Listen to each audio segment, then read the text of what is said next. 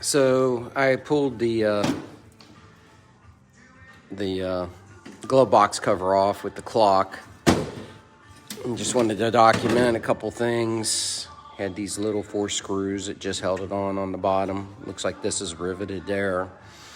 But this wire came off. A couple of them were already loose. I may have loosened them before, but I wanted to capture where one of them went and where this other wire went here.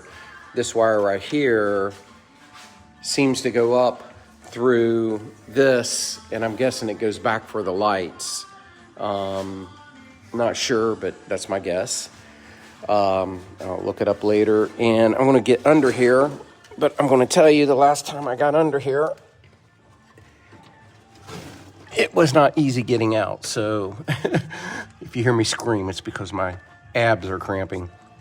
But that came over to the set of fuses in both the the light or clock. Sorry, the clock on the on that glove box cover, and that one that goes up through the back came off this set of fuses here, off this one fuse, the one closest to the back, not closest to the front. There was one other wire that came off. It seems to go into just the this harness up here behind it. I don't know if you can see it right here. If you trace it, it goes into that harness, but right here. I can't, I don't know what that is, so hopefully by deduction and elimination, I'll figure all that out, but I'm working on getting the rest of this dash off, so I'll keep working at it and see what I find. Okay, so I decided to pull the whole dashboard off. I was trying to figure out how that middle piece came off. Then I ended up, in order to get it to come off, there was a ton of little screws that look like this. You can get it. That went in all these little holes all the way around. And then on each side, there was this bolt with this brace that's riveted in that just goes through the hole right there. And it's the same on the other side. So you just have to take out all those little screws, make sure you get them all, and then you can pull it out. Now, for me to pull it out, because I had left everything on, I came out here and I unhooked this wire cable clamp. Same with this one over here. I unhooked that cable clamp, and I took this grommet off, and this, because of the fire, I guess this was all just hard and broke off. It was hard to pull anything through.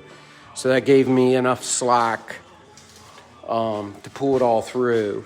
And just so you know, this is the radio, has these 2 little bulbs on it. And the radio, I was trying to figure out how to come off, and then it just dawned on me. You just pull the knobs off and unscrew those bolts, which is what holds it up on there.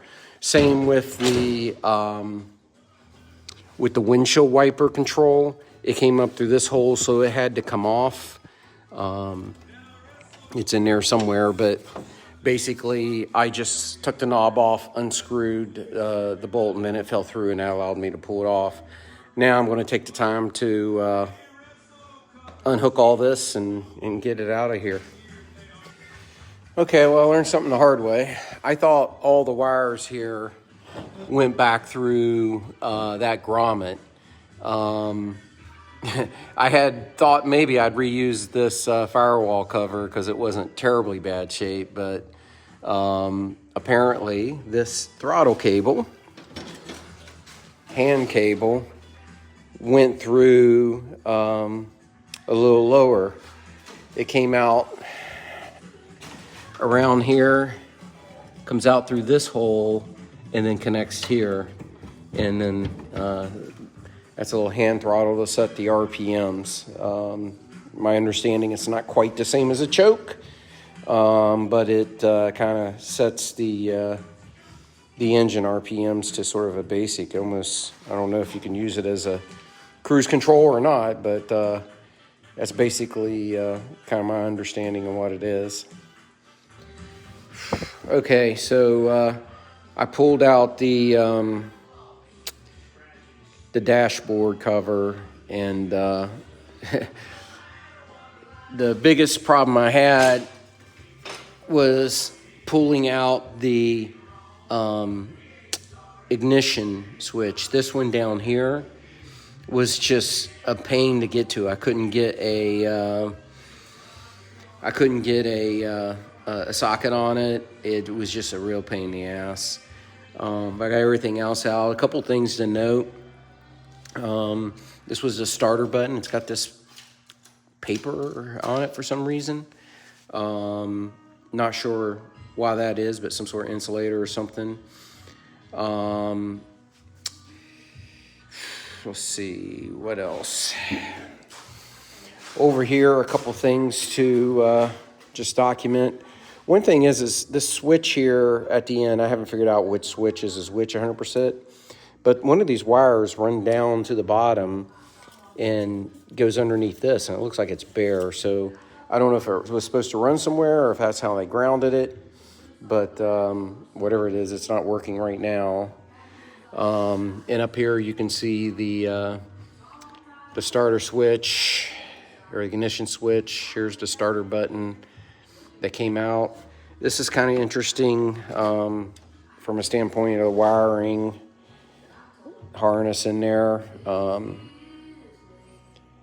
lot of the lights will, where they all come together, they're just actually one wire with lights. So I tried to keep it intact so that I can pull it out because I'm replacing all the wiring, but at least I can compare the new wiring harness to the old wiring harness if I can pull it up out of there.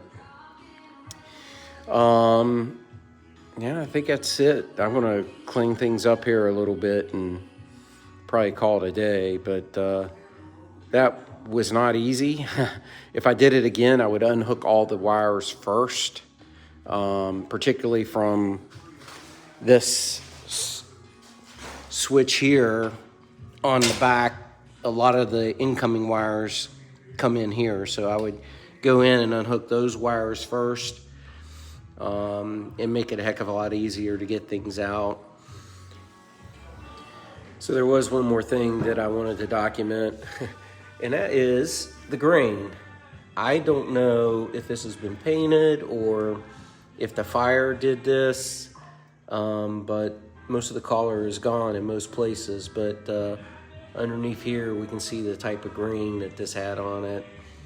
I'll do something as similar as I can when I redo it, but just wanted to capture that as well. Okay, this switch seems to go to the fog lights.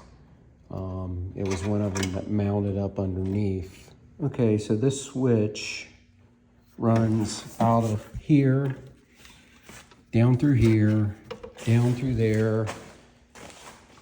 It goes up under here, which is that there, and it runs all the way back to